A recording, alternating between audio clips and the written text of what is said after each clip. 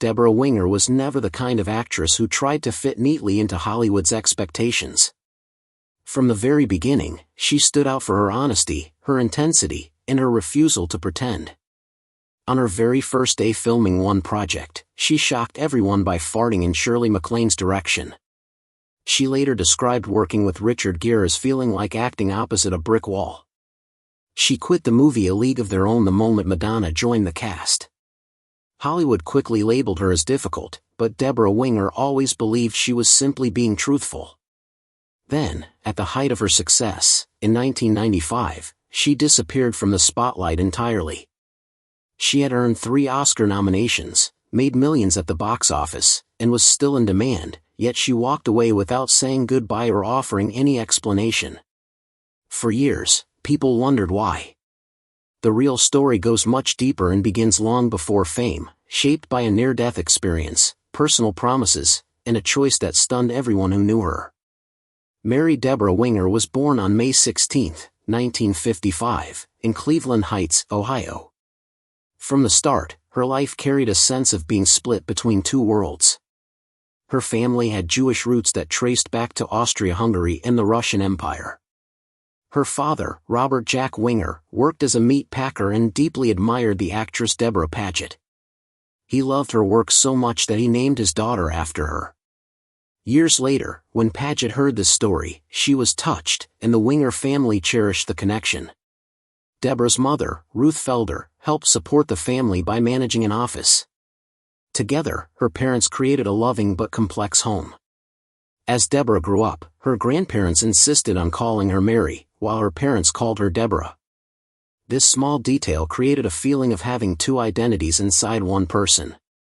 On the outside, life felt normal and gentle, but inside, there was always a strange sense of division, almost as if she was already practicing for the many roles she would play later in life.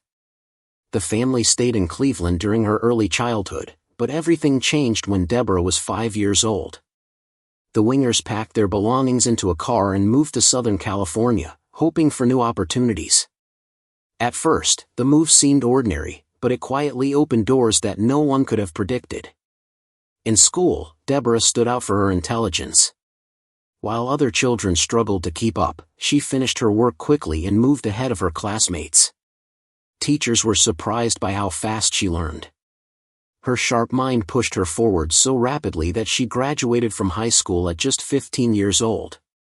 While most teenagers her age were still figuring out friendships and homework, Deborah was already stepping onto a graduation stage, ready for the next chapter of her life. During those years, she discovered something deeply personal. She fell in love with acting. It was not just a hobby or a passing interest. Acting felt like a private world where she could finally feel complete. Yet she kept this dream hidden from her family. Saying it out loud felt too risky. Perhaps she feared they would not understand, or maybe she worried that speaking the dream aloud would make it feel smaller or more fragile. So she held it close to her heart and let life guide her in other directions. After graduating so young, she enrolled at California State University, Northridge, choosing to study criminology and sociology. It was a practical choice, one she could easily explain to others without exposing her vulnerability. To support herself, Deborah took a part-time job at Six Flags Magic Mountain. There, she performed in heavy costumes for crowds who passed by without ever seeing the real person inside. The job was exhausting and often humiliating, especially on days when she had to dress as one of the park's trolls. Still, she did the work because she needed the money and had not yet found the courage to chase her true dream. Every night, she returned home tired, carrying a quiet sense of longing. She was living 2 separate lives that never touched each other. By day, she was the responsible student. By night, she was the silent dreamer, unsure when or how these 2 sides of her would ever come together. In her late teens, Deborah took a trip to Israel, a journey that later became surrounded by stories and exaggerations. For years, she told people she had volunteered on a kibbutz and even trained with the Israeli Defense Forces. These stories made her sound bold and adventurous, and they fit the dramatic edges of her personality. People believed them because they wanted to. But in 2008, she reached a place of deeper honesty and admitted the truth. She had gone on a standard youth tour that briefly stopped at a kibbutz. There was no military training and no long-term volunteer work. She corrected the story calmly and openly, showing how much she had matured. Even though the truth was less exciting than the legend, it reflected her growing commitment to honesty. Then came the moment that changed everything. One ordinary day at Magic Mountain, when Debra was just 17, she was working during the Christmas season show, dressed in a troll costume. Management had warned her that the costume was expensive and needed to be protected. She was sitting on the back of a small truck when she noticed the costume slipping off the edge. Without thinking, she reached out to save it. At that exact moment, the driver swerved, and Debra was thrown violently onto the asphalt. The world went silent. The impact caused a cerebral hemorrhage, bleeding deep inside her brain. When she woke up in the hospital, she learned she was blind and partially paralyzed. Doctors told her she might never see again. The words fell over her like endless night.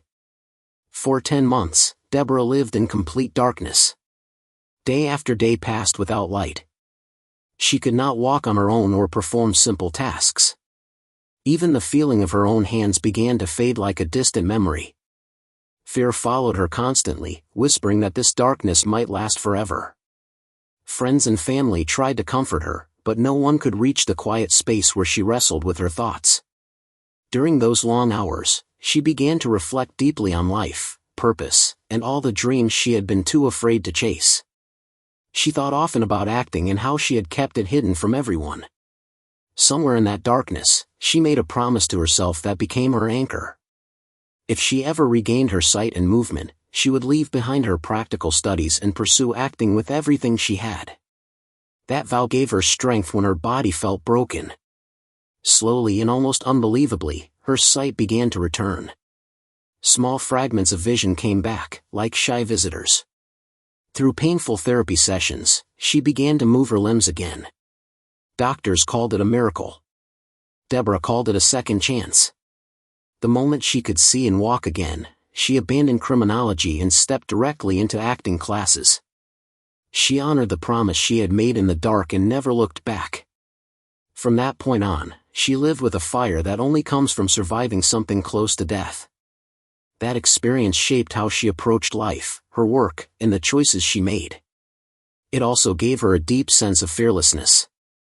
Whenever she faced a difficult decision, she reminded herself that she had already stared death in the face and survived. Her first professional acting role came in 1976 when she appeared as Drusilla on the television series Wonder Woman. She was 21 years old, and her episode aired on November 6, 1976. Playing an Amazon princess and the younger sister of Wonder Woman allowed her to combine strength, fantasy, and intensity. The role opened doors and caught Hollywood's attention. There was even talk of a Wonder Girl spin-off centered around her character, though it never happened. Some said she did not want to be tied to a superhero image, while others believed she feared being trapped in television roles. Whatever the reason, she walked away with a clearer sense of what she wanted. Her true breakthrough came in 1980 with the film Urban Cowboy, released on June 6. Acting alongside John Travolta, Debra fought hard for the role and won it over other contenders. Her performance was raw, emotional, and unforgettable. The chemistry between her and Travolta lit up the screen, even though their different acting styles created tension behind the scenes. That tension, however, gave the film its edge. Debra's character was tough, vulnerable, and deeply human. One iconic moment, the mechanical bull scene, captured her confidence and rebellious spirit. Critics praised her, and audiences remembered her. The set was not without its darker moments. During one intense scene, Travolta slapped her so hard that one of her front teeth was knocked out. Filming continued despite the shock. Their relationship off-screen was complicated, blending attraction and conflict. After the movie wrapped, their affair continued long enough for Travolta to propose marriage, but Debra turned him down. She also clashed with director James Bridges when she refused to perform a scene she believed was wrong. He shut down the set for a full day, furious at the cost. Later, he realized she was right and became one of her strongest defenders, understanding that her challenges came from instinct, not ego. In 1982, her career reached new heights with An Officer and a Gentleman. The film was a massive success, earning over $129 million and becoming one of the highest-grossing films of the year. Debra earned her first Oscar nomination for her performance. Yet behind the scenes, things were tense. She and Richard Gere barely spoke. She later said working with him felt like acting opposite a brick wall. She also spoke openly about feeling insecure during filming and about the toxic behavior of producer Don Simpson. Despite the success, she never truly loved the film. Her next major role in terms of endearment earned her another Oscar nomination and widespread praise. Her performance as a young mother facing cancer felt heartbreakingly real. But it was also during this film that her famous feud with Shirley MacLaine began. On the first day of filming, a simple disagreement turned into lasting tension. Debra's shocking fart directed at MacLaine became Hollywood legend.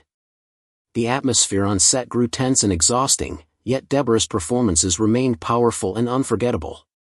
By 1995, despite all her success, Debra Winger chose to walk away from Hollywood. To others, it looked like self-destruction. To her, it was honesty. Having faced death at 17, she refused to waste her life on roles or environments that did not feel meaningful. She had learned that life was too short to live any other way, and she followed that truth, no matter the cost. All of this helped shape the legacy that followed Debra Winger for the rest of her life. Hollywood slowly came to see her as someone who could give breathtaking performances while also bringing chaos to a film set. Shirley MacLaine later said she always wanted to work with Winger's wild brilliance, a statement that sounded like praise but also carried a clear warning. The famous fart incident never faded away. It was repeated in interviews, gossip columns, and books, especially after MacLaine included it in her 1995 memoir. Yet none of that erased the truth that Terms of Endearment was a massive success. The film earned more than $18 million domestically and won 5 Oscars out of 11 nominations. It proved that powerful and lasting art can come from the most unstable and uncomfortable environments. Debra Winger's reputation became a mix of admiration and fear. People spoke about her talent in the same breath as her intensity. Long after filming ended, the stories about her behavior were still told, but so were the stories about her unforgettable performances. Throughout the 1980s, Hollywood continued to show that it wanted her, no matter how difficult she was rumored to be. In 1986, she starred in Legal Eagles alongside Robert Redford. The film had a huge budget of $40 million, which was rare for that time. It opened strong and eventually earned close to $100 million worldwide. 2 years later, in 1988, she took on a very different role in Betrayed. She played an undercover FBI agent who infiltrates white supremacist groups, a role that pushed her emotionally and mentally. The film opened at number 2 at the box office and earned over $25 million domestically. Debra was drawn to roles that made her uncomfortable and forced her to stretch as a person. In 1990, she starred in The Sheltering Sky, directed by Bernardo Bertolucci.